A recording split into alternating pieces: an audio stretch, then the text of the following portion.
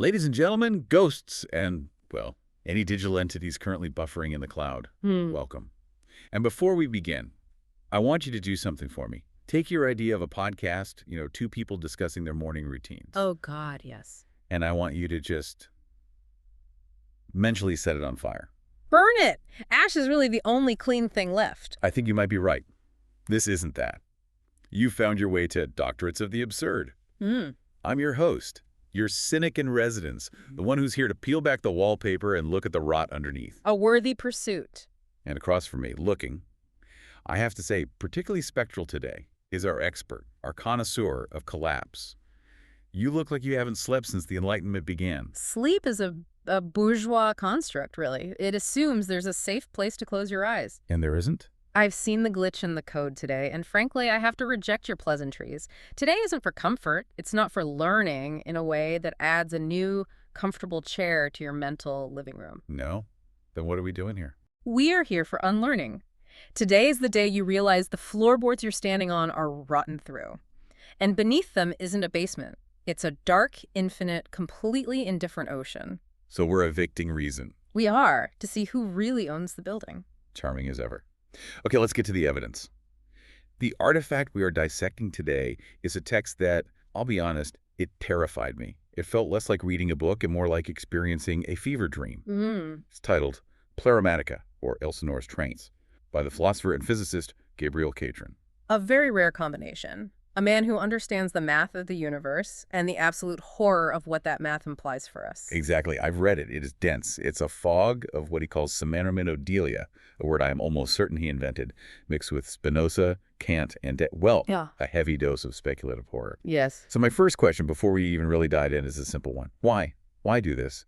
What is the utility of wading through something so impenetrable? You see, that's your defense mechanism speaking. It looks like a fog because your eyes are used to the artificial light of the ego. This text isn't a book, it's a manual. A manual for what? A technical schematic for those who have finally realized the terrifying truth of our age on a touché au sol. We have hit the ground. Or rather, the ground has been compromised. We are in free fall. You ask about utility. The utility is survival, not of their bank account, not of your social status, but of your sanity when you realize the tower of reason we've built. Western civilization, science. All of it. It's not a tower, it's a shipwreck. So we're not building a civilization, we're just rearranging the deck chairs on the Titanic. And the water is already up to our knees. Our mission today is to look at that wreckage, the wreckage of modernity, and refuse to look away. We are like Hamlet at Elsinore, completely paralyzed by a truth we can't process. So Catren is saying that building a tower, the Tower of Babel, science, capital, it's all just a futile defense. A defense against the ocean of the real. And today, we're going to dive into that ocean. All right, well, if we're going to drown, we might as well know what kind of water we're swallowing.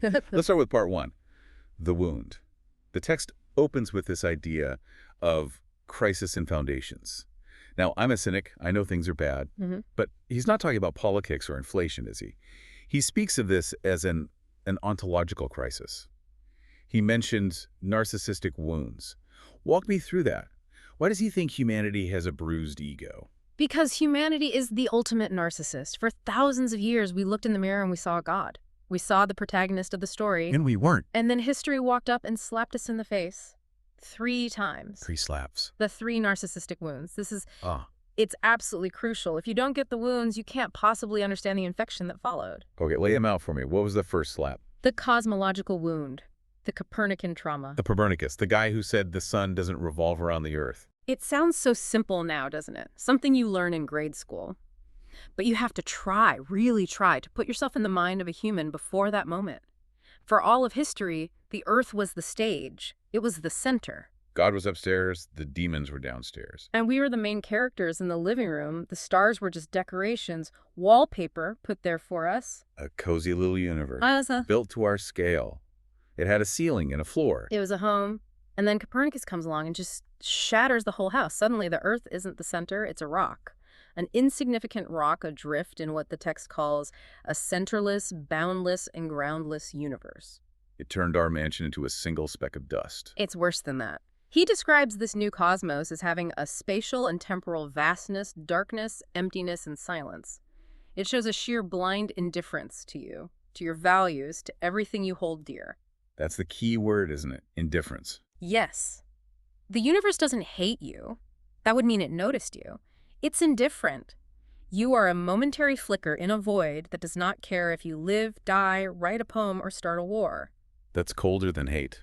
Hate is a relationship. Indifference is just erasure. That's the first wound.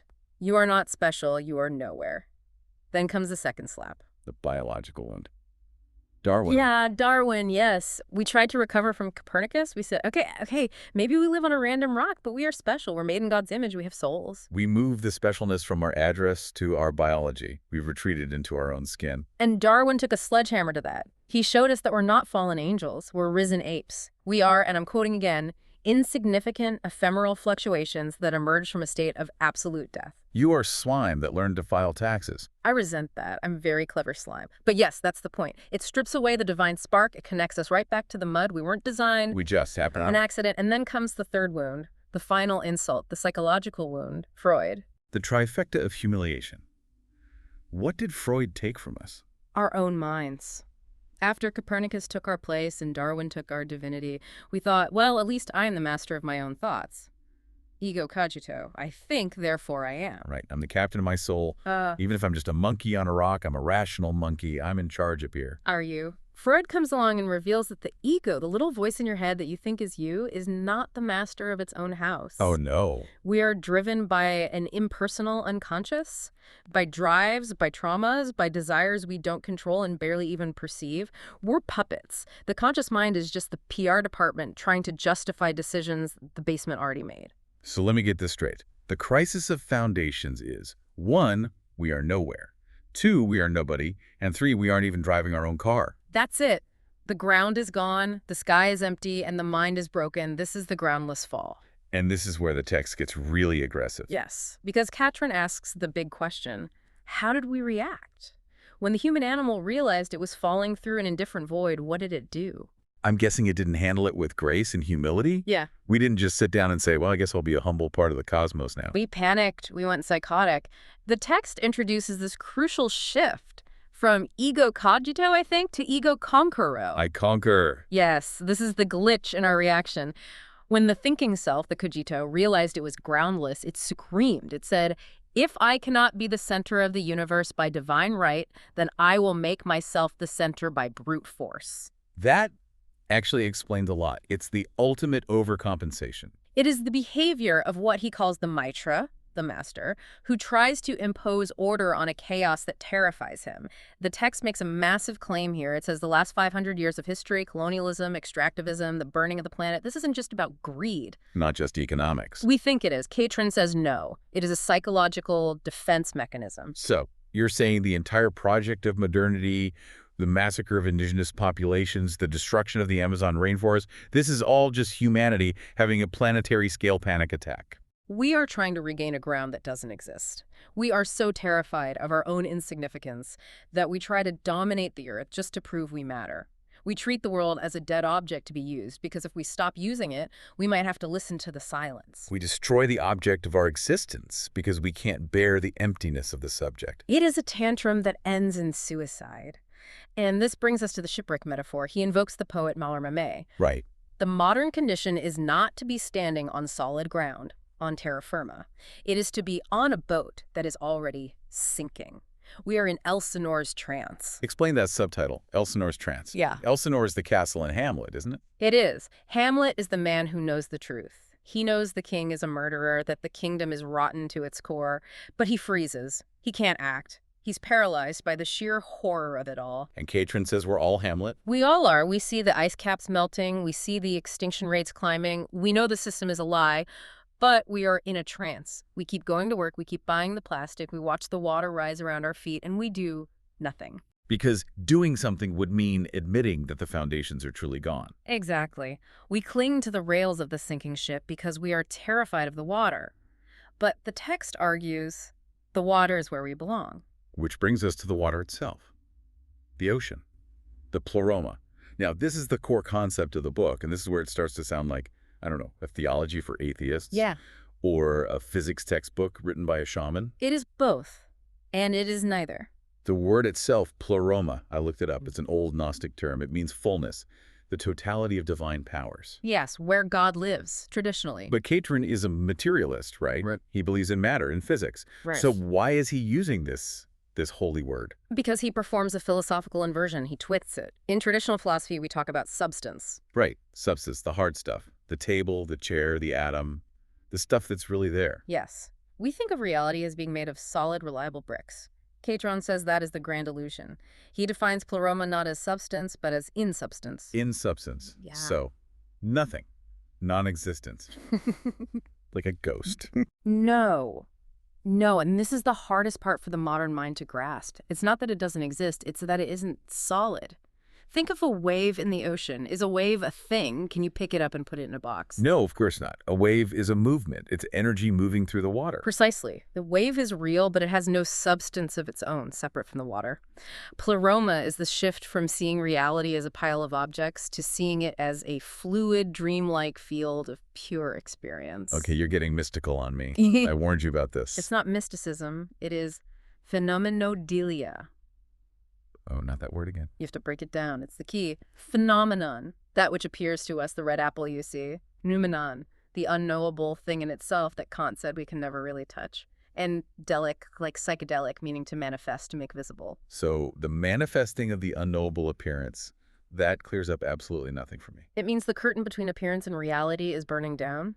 The text argues that reality is not a set of dead objects out there. It is a narcotic ocean, a liquid sky, a deliquescent plasma. The undulating unknown. Exactly. There are no solid objects. There's only a vast impersonal flow of experience. Or just swimming in a soup of pure experience. But who's the swimmer? If everything is soup, am I soup? Now you are asking the dangerous questions. And this brings us to the philosophical battle, the text stages between two giants, Kant and Spinoza. The heavyweight championship of ontology. In the red corner, Immanuel Kant. Kant basically said, the world is a chaotic mess, but our minds have built-in filters. Space, time, causality. We project these filters onto reality. So I don't see the world as it is. I see the world as I am. I'm the projector. I create my organized reality. That is the constituting subject. You constitute the world. It's a very empowering idea. It keeps the ego safe. Okay. And in the blue corner? Baruch Spinoza. And Spinoza delivers the terrifying counterpunch. He says, there are no filters, there is no you separate from the world, there is only one substance, one infinite, glowing, screaming thing, and you. You're just a local mode. You're a ripple on its surface. So Kant says, I'm the projector. Spinoza says, I'm just a flicker on the screen. It's worse than that. In Catren's Pleromatic view, which follows Spinoza, you are a breathing fold in a giant impersonal blanket of life. You are a living probe sent out by the insubstance to experience itself. A probe, like a Mars rover. Yes. The pleroma, this infinite ocean, is blind. It can't see itself because it is everything, so it folds itself up, it twists itself into a knot. That knot is you. It makes a me, so it can look in a mirror. It makes you so it can see it. You are not an autonomous agent. You are an eye that the ocean grew so it could look at itself for a moment. That is profoundly disturbing. I feel used, like a biological periscope. You should feel connected. It destroys the isolation. You're not in the universe. You are the universe, behaving like a person for a little while. But if I'm just a probe for this insubstance, does that make my reality a dream? The text says all reality is transformed into a strange dream, a dream woven together in a dream of itself. But it's the exact opposite of solipsism. Solipsism says, the world is in my head. Pleromatica says, my head is in the world. So it's a materialist dream? Very much so. The text is very specific. It's not an airy fantasy of angels. It involves heat and mosquitoes, tropical maladies, and stuff snapping, bugs bursting. It's a humid, sticky dream. It's a swamp. The pleroma is messy. It's rot, fermentation, life, death. The glitch in Western thought is that we believe order is the default state. We think if you leave a garden alone, it stays a garden. But it doesn't. It becomes a jungle. Exactly. Order is just a temporary dam in a river of chaotic take. He even spells it with a bracketed T to link it to mutter, to mother. So reality is a fever dream in a mosquito-infested swamp, and we are just the swamp pretending to be people. Okay, this is grounding in a truly horrific way. That fever state is closer to the truth than your sober, rational state. That's why the book is called Elsinore's Trance. We have to break the trance of normalcy to enter the trance of the real. But we're trapped in that normalcy, aren't we? Which brings us to part 3. The cage. The text talks about the Umwelt. Ah, Jakob von Exkel, the most important tick in the history of philosophy. Right. For anyone who doesn't know, Exkel described the world of a tick. A tick is blind, deaf. It doesn't care about sunsets or symphonies. It waits for one thing. The smell of butyric acid, sweat from a mammal passing below. That smell is its entire world. It has a tick world, a specific sensory bubble. And Catren's argument is that we are exactly the same. We live in a human world. We occupy one tiny zone of possible consciousness. The transcendental landscape. Yes. Imagine a radio dial with an infinite number of stations. The tick is tuned to 88.5 FM. The human is tuned to 101.1 FM. The problem is, we think our station is the only one that exists. We mistake our broadcast for the entire universe. That's his transcendental insularity. We're trapped in our own heads. We think the universe speaks our language and follows our logic, but that's just the wallpaper in our cage. Precisely. And this is where the text offers a glimmer of, well, maybe not hope, maybe madness. Speculative science. It seems like he has a love-hate relationship with science. He trashes the Tower of Babel, but then calls science a shamanic drift. It's a fascinating reframing. We usually think of science as describing a static nature out there. We observe it from a safe distance. Right. Catren says no. True speculative science is about changing the subject. It's about changing us so that we can see more of the object, the pleroma. It's not about mapping the territory. It's about modifying the explorer. It's body modification for the soul. Think about a telescope. When Galileo looked through that telescope, it wasn't just a tool, it was a prosthetic for his sensory system. He physically altered his Umwelt. He expanded the bubble. He tuned the radio dial to a new frequency. And the text argues that mathematics, microscopes, and yes, even entheogens, the psychedelics, they are all transcendental prosthetics. They let us change the frame. Hang on, you're putting a telescope and a tab of LSD in the same philosophical category. The text absolutely does. They serve the exact same function. They crack the shell of the human Umwelt. They allow us to drift into new zones of the landscape. He even has an acronym, MEAD. Magic is empowerment by attention to detail. So a sufficiently advanced technology is indistinguishable from magic. Because it breaks the rules of our local reality. It lets us peek at the sun of the real. But you can't look directly at the sun. You'll burn your retinas. If we strip away all our filters, if we destroy the Umwelt completely, would just dissolve into madness? That is the danger. If you see the white light of the real directly, you die. The pleroma is too intense, which is why we need what he calls refractive mediation. Refraction, like a prism splitting light. Yes. We can't see the light directly, but we can bend it. We can create multi-ocular visions. The goal isn't to destroy the human view, but to add to it. To see through the eyes of the telescope and the jaguar and the mathematician all at once. Multi-ocular vision, like a spider. I'm getting a headache, which must mean we're making progress. Let's move to part 4, the theology. This is where my cynic alarm bells start ringing.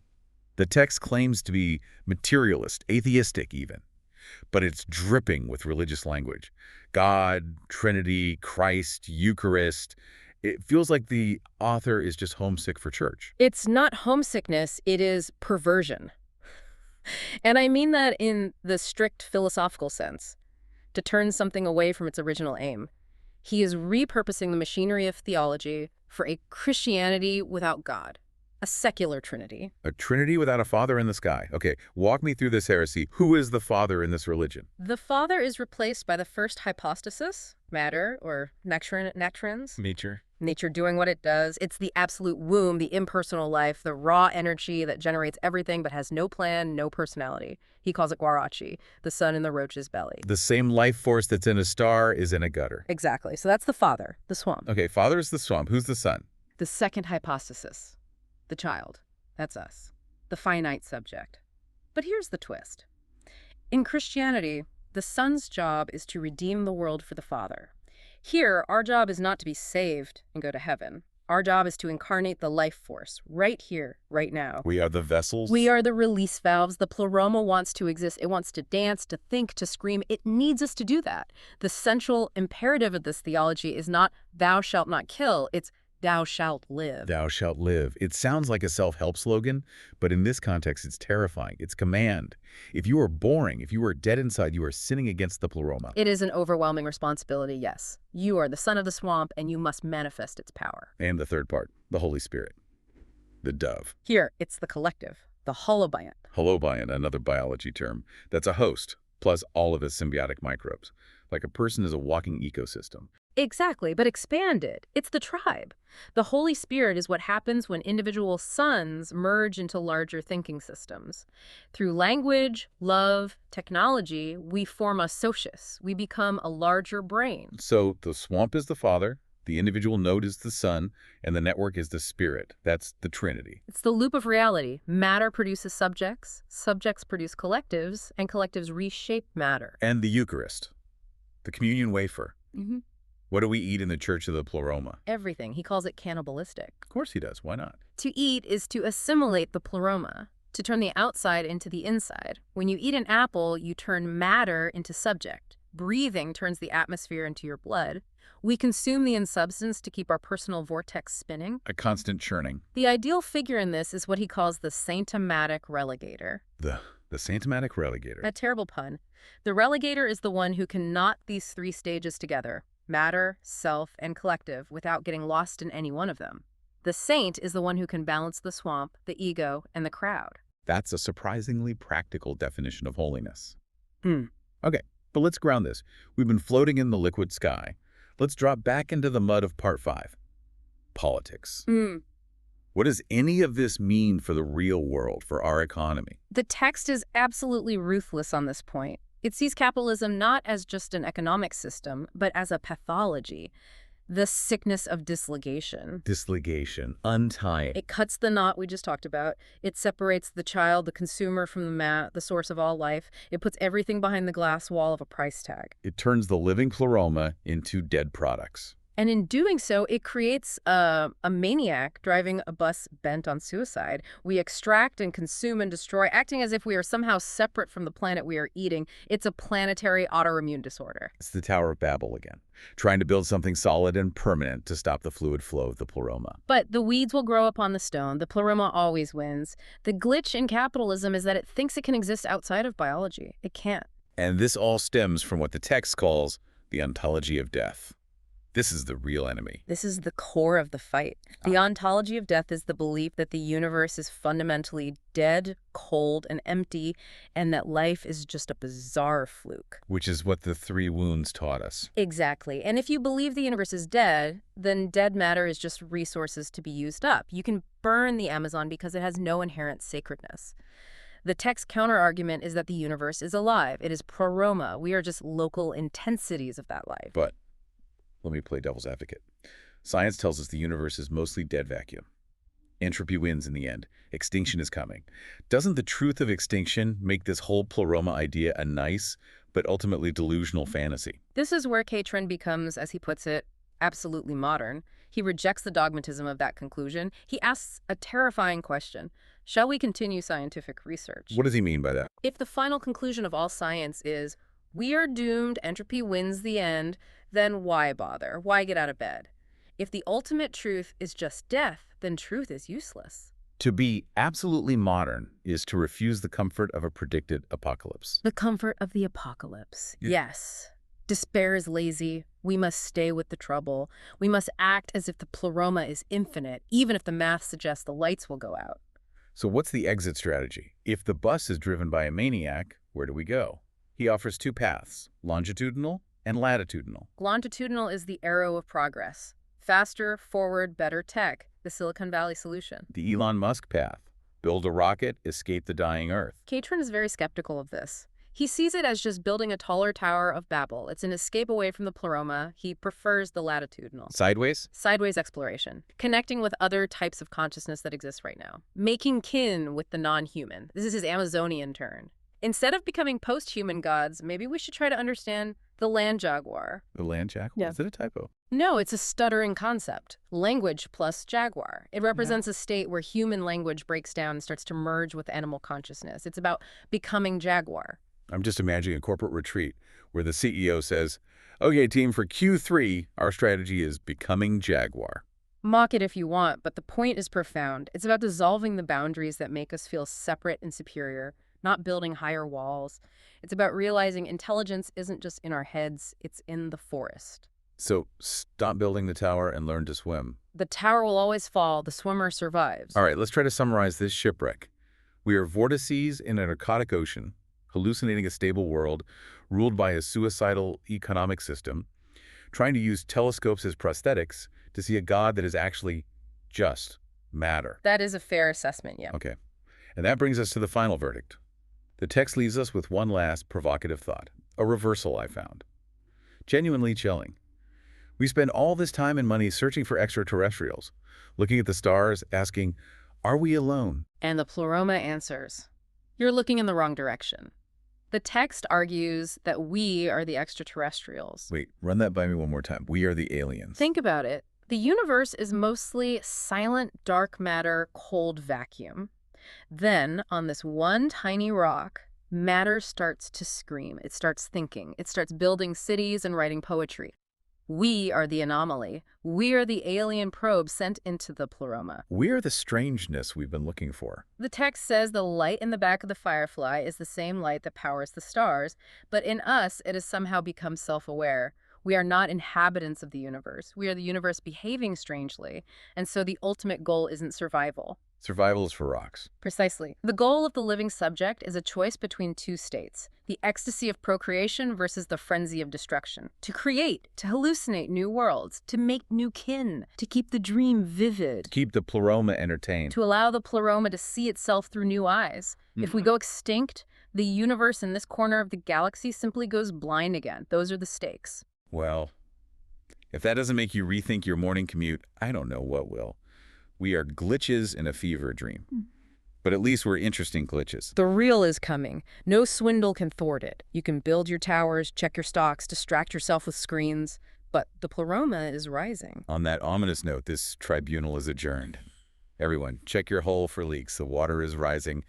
And try to be a good land jaguar today. And remember, thou shalt live.